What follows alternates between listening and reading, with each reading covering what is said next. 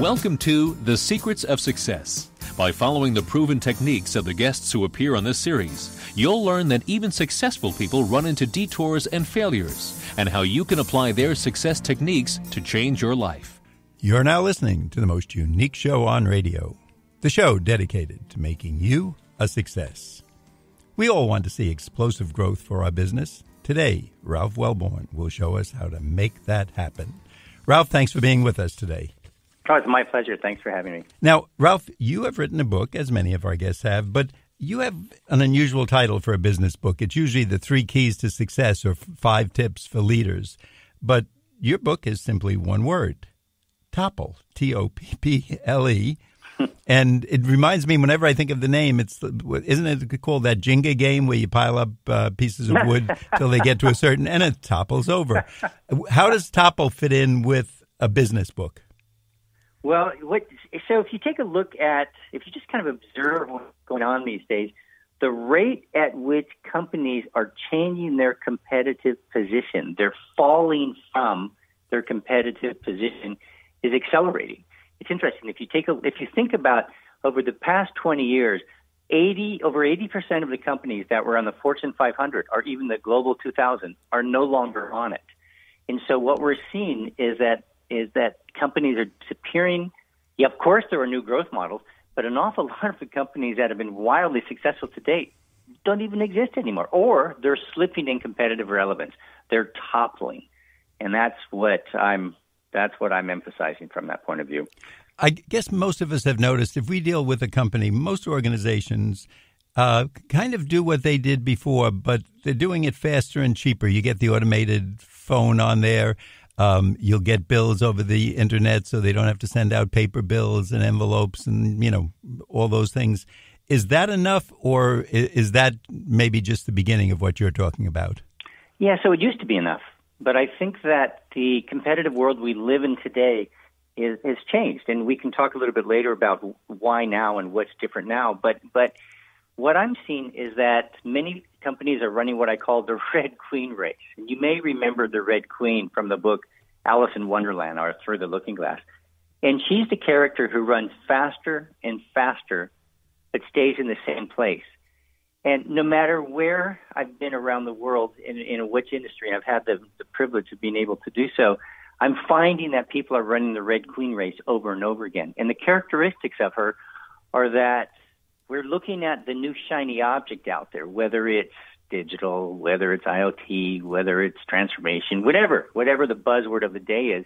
And they're saying, hey, get me one of them things. But the problem is, if everyone is saying, hey, get me one of them things, because we're all facing these competitive pressures differently, the logical question is, well, where are we really going to be in the next few years, other than the same relative position, or we will have toppled from where we are today? Because more, better, faster, cheaper is no longer a sustainable game to play. And that's just what I was going to ask you. So faster and cheaper, it sounded good, but that's not what we want in the future, correct? No, not at all, because what's happening as a result of that, the race to continually get things faster and cheaper continues to push our margins down more and more, which is putting more and more pressure on us to keep innovating faster and faster.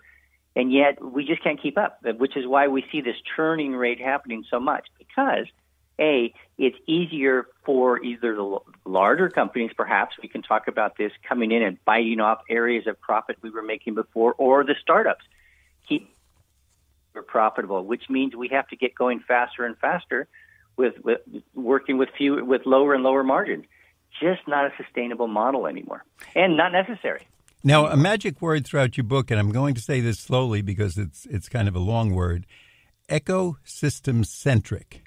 So what is an ecosystem-centric business model? How does that differ? Yeah, so it models in a couple of ways. We live now in a world without industry borders. We used to call ourselves, we're a manufacturing company, we're a book company, we're a car company, whatever else. But those days are changing now because the industry borders that we used to have are shifting. Now, a couple of years ago in Detroit, there's the annual automobile conference, and every CEO of an automobile company stood up and said, "We're no longer a car company. We're now a mobility company."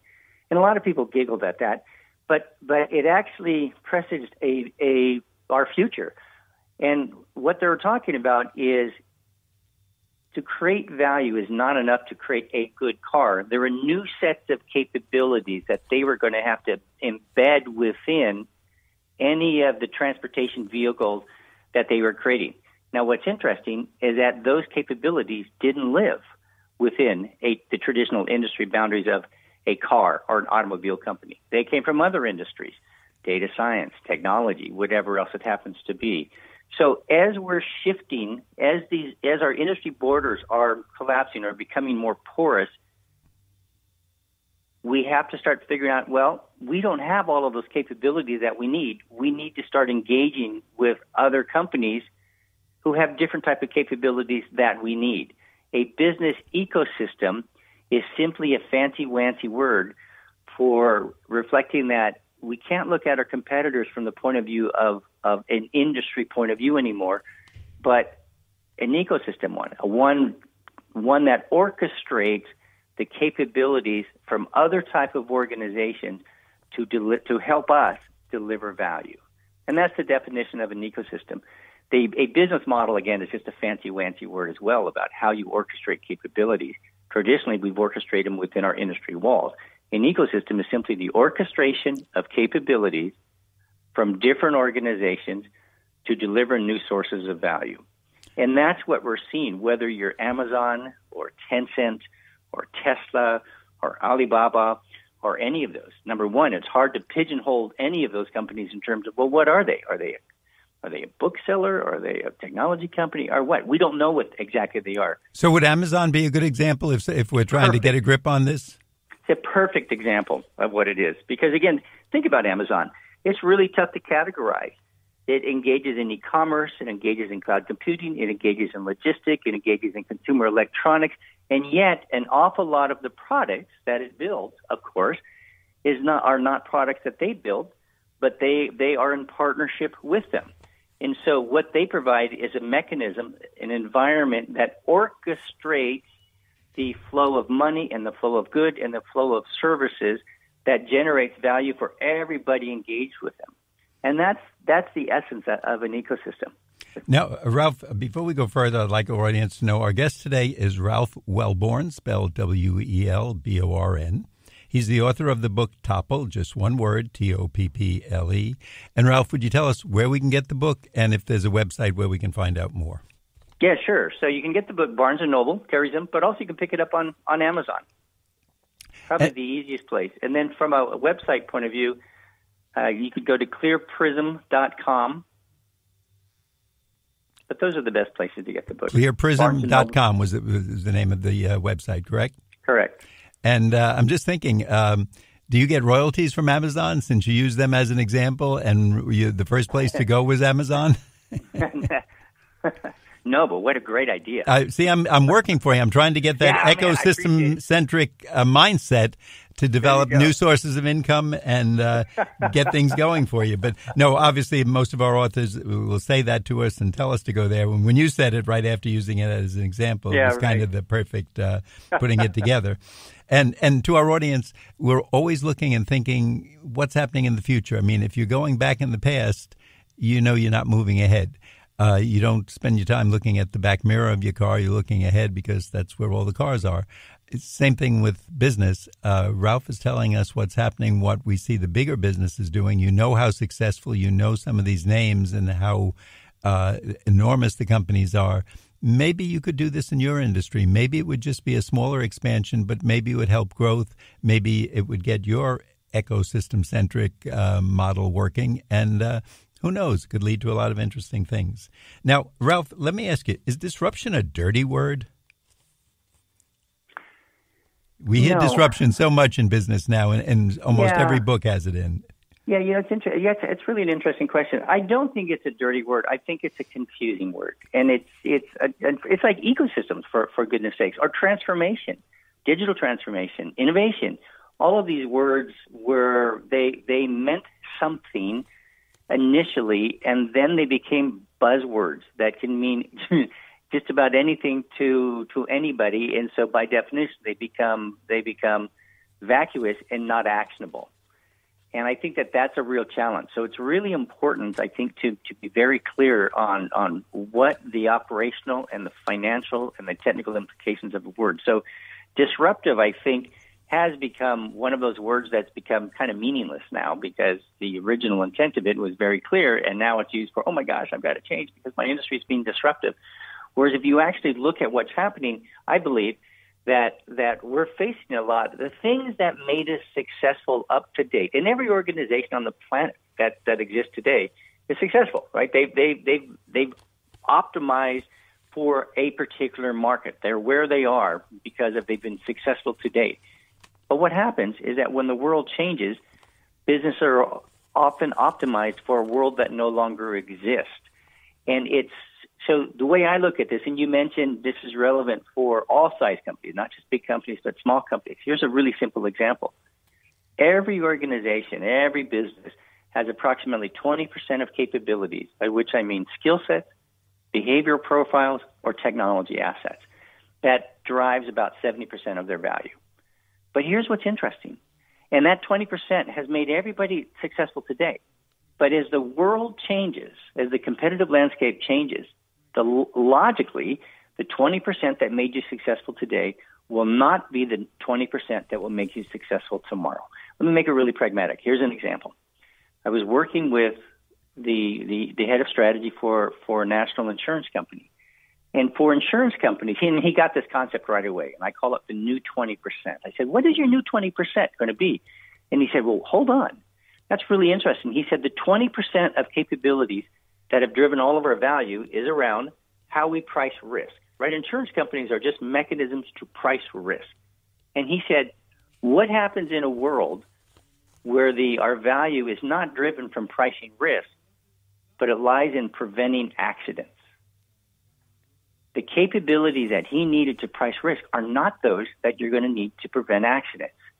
So what do you do about that? And that's where you start to think differently and pragmatically about, whoa, what do I need to do that? Now, for him, he didn't have the capabilities necessary to prevent accidents. He had to partner with other entities outside of the insurance industries because all the insurance companies were running the Red Queen race. And that was the seed of him starting to look about what are those new capabilities? Who do I partner with to do that in order to create these new type of business models? That's fantastic. It's almost like he's stepping back from the original view that he had, pricing risk, and saying, let's go even a step further back. And how do we prevent the accident in the first place? I guess much like many people in the medical fields are doing and the pharmaceutical fields, if they can train us to exercise a little more and eat better and stop smoking, we're going to live a little longer or a lot longer, and we're not going to have some of the problems associated with getting older. So you put your finger on two incredibly important points, I think. Oh, thank you. I feel so proud. Yeah, which these new models go at. Number one, take a look at healthcare just for a second, is the new announcement, the relatively new announcement of J.P. Morgan, Amazon, and Berkshire Hathaway is all around this recognition of we've got to tackle healthcare delivery differently than we ever have before. And the traditional organizations focused on it can't do it by themselves. So we need to draw from capabilities from different types of organizations to tackle this problem in different ways, because it's not just enough about getting diagnosed or going to the ER or going to my doctor. It is about wellness. It is about eating. It is about other things. But each of those other areas, as you mentioned, is outside of the traditional healthcare domain. That is a perfect example of what we're talking about, these new ecosystem models starting to emerge, like we just saw a few weeks ago, tackling healthcare. So that's the first point. The second one is that companies have been wildly successful because they tend to polish up the products and services that they've been successful with, and that's how they say, hey, that's how I'm going to grow. Let's do more of what we're doing today. And that has been that's the traditional approach to growth that we've all taken for years. Problem is it doesn't work anymore. Because that leads us to the Red Queen race of what the heck are we going to do? Whereas the new way is planting a